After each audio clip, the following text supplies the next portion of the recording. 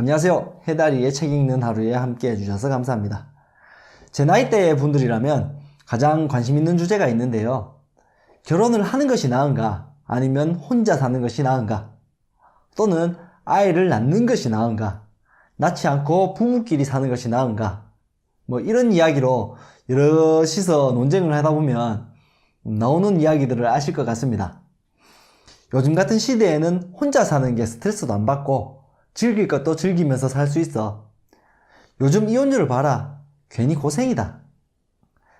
그러면은 결혼을 옹호하는 쪽에서는 그래도 같이 사는 게 낫다. 혼자서 늙는 사람들을 보면은 좀 불쌍하다. 그리고 아이 문제는 부부 둘이서만 행복하면 됐지. 애들 낳으면은 내 삶을 다 포기해야 된다. 더 괴롭고 힘들다. 또 반대쪽은 아이가 있어 봐라. 웃는 얼굴만 봐도 피로가 다 풀린다. 아이가 없는 것보다 있는 게 훨씬 행복하다. 조금씩 다르겠지만 아마 이런 식으로 이야기가 진행되지 않나요?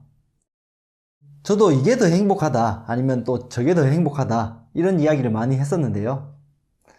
하지만 어느 쪽 입장이든 아무리 행복하려고 발버둥 쳐봤자 고통은 반드시 찾아오게 돼 있죠. 사실 삶은 고통이며 혼돈은 예상하지 못한 때에 매우 갑작스럽게 찾아옵니다. 저는 조던 피터슨의 이 이야기만으로도 이 책을 구입한 돈이 전혀 아깝지 않았습니다. 사람은 행복하기 위해서 사는 것이 아니라 의미로서 고통을 이겨낸다.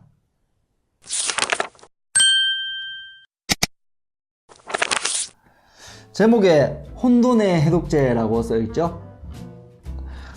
조던 피터슨은 의미가 우리를 혼돈과 고통에서 벗어나게 해줄 해독제라고 합니다. 저는 정말 크게 공감했습니다. 삶이 힘들고 무의미하다는 사람들에게 이 한마디만 들려줘도 정말 놀라워하더라고요. 많은 사람들이 어떤 게 더 행복하다고 이야기하면서 고나는데 사람은 행복하기 위해서 사는 것이 아니라 의미로서 고통을 이겨냅니다.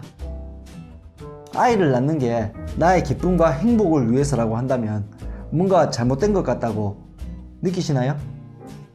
많은 사람들이 행복의 이데올로기에 사로잡혀 있는 중에 의미에 초점을 맞춘 것 자체가 저에게는 감동적이었습니다. 이 책은 부자가 되기 위한 방법, 인기를 얻기 위한 방법, 행복해지는 방법, 이런 방법들을 알려주는 책이 아닙니다. 삶이 의미 없다며 허무주의에 빠진 사람에게 삶이 부과하는 고통을 이겨내고 삶의 책임을 감당하기 위한 의미를 찾을 수 있도록 도와주는 책이라고 하는 게 좋을 듯 합니다. 이 책에서 이야기하는 12가지 법칙을 간단하게 읽어볼 건데요. 건방지게 지가 뭔데 인생의 법칙 운운하는 거냐고 생각하지는 않았으면 좋겠네요. 제가 이 책을 읽을 때 건방지다는 생각이 들지는 않았습니다. 법칙 1. 어깨를 펴고 똑바로 서라. 눈을 크게 뜨고 삶의 엄중한 책임을 다하겠다는 의미라고 합니다. 법칙 2. 당신 자신을 도와줘야 할 사람처럼 대하라. 저는 이 법칙이 굉장히 공감되던데요. 내가 원하는 것이 아니라 나에게 진정으로 좋은 것이 무엇인지를 찾으라는 겁니다. 만약에 자신의 아이가 사탕을 원한다고 한다면 우리는 무조건 주지 않고 아이에게 더 좋은 것을 주려고 합니다. 그런데 이상하게 우리는 스스로에게는 자꾸 원하는 것만 주게 되잖아요. 법칙 3. 당신에게 최고의 모습을 기대하는 사람만 만나라. 법칙 4. 당신을 다른 사람과 비교하지 말고 오직 어제의 당신하고만 비교하라. 법칙 5. 아이를 제대로 키우고 싶다면 처벌을 망설이거나 피하지 말라. 법칙 6. 세상을 탓하기 전에 방부터 정리하라. 법칙 7. 쉬운 길이 아니라 의미 있는 길을 선택하라. 이 책의 제목으로 들어간 법칙이죠. 의미는 혼돈과 고통에서 벗어나게 해줄 해독제. 법칙 8. 언제나 진실만을 말하라. 적어도 거짓말은 하지 마라.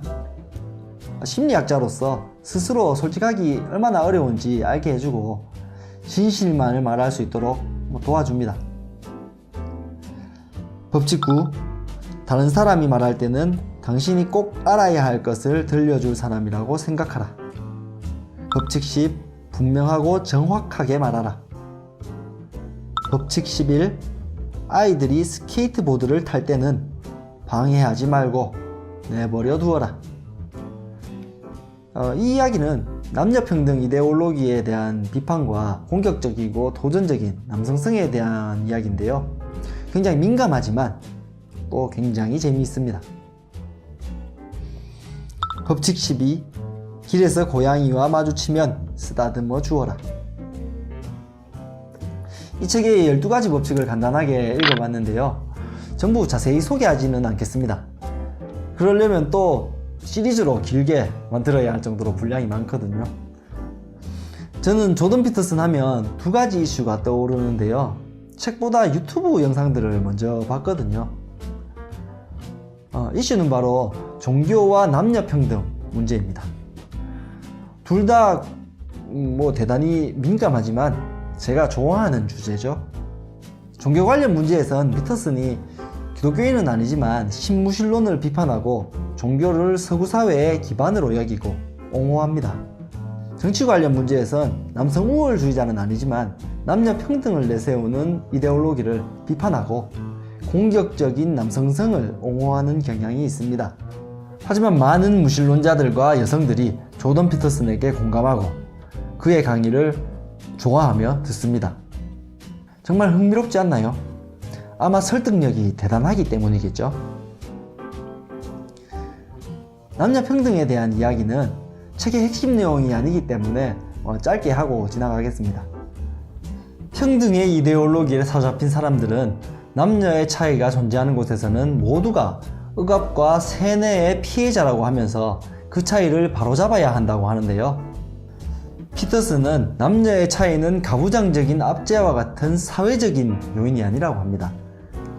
남녀의 관심사가 다르기 때문이라고 하죠.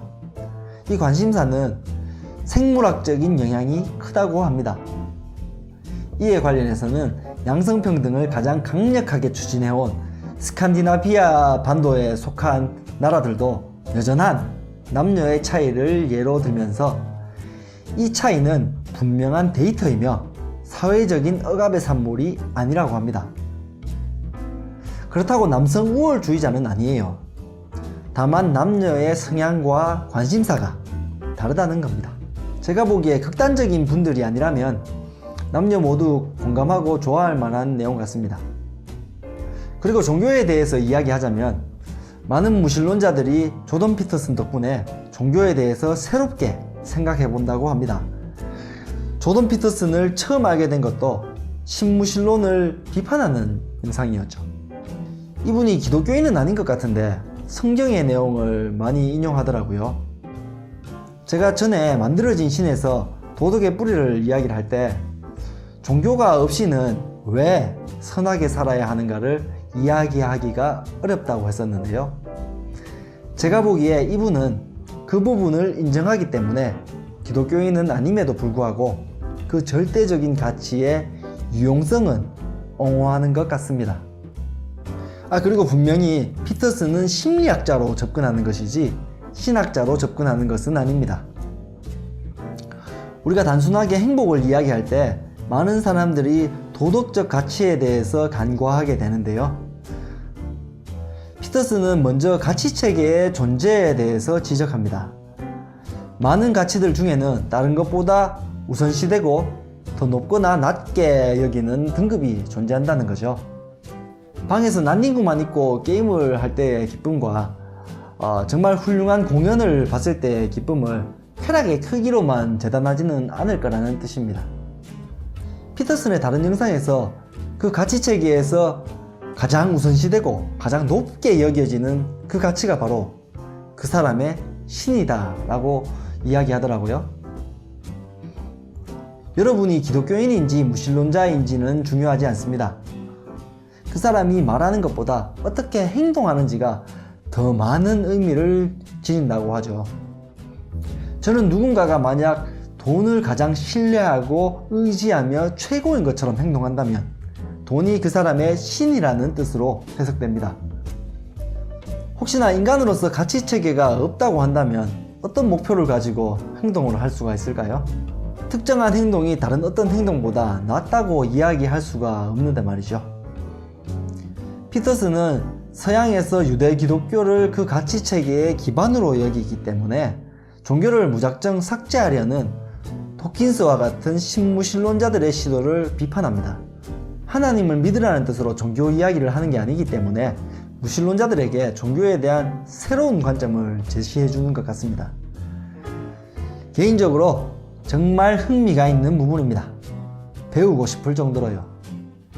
요즘엔 절대적인 진리가 없이 내 말도 맞고 네 말도 맞다는 도덕적 상대주의를 이야기하는 사람들이 넘쳐나는데요. 그런 중에 이런 책을 만났다는 건 대단히 의미 있게 느껴집니다. 삶의 의미를 찾아야 한다는 말이나 인생의 법칙이라는 표현이 껄끄러울지도 모르겠습니다. 하지만 허무주의에서 벗어나서 정말로 삶의 의미를 원하는 사람들이라면 분명히 도움이 될 것 같습니다. 의미를 단정 지어주는 것이 아니라 스스로 의미를 찾을 수 있도록 도와주기 위한 책이니까요. 저는 적극적으로 추천하고 싶네요. 많은 분들에게 혼돈의 해독제가 되기를 기대해 봅니다. 다음 영상에서 만나요. 바이바이.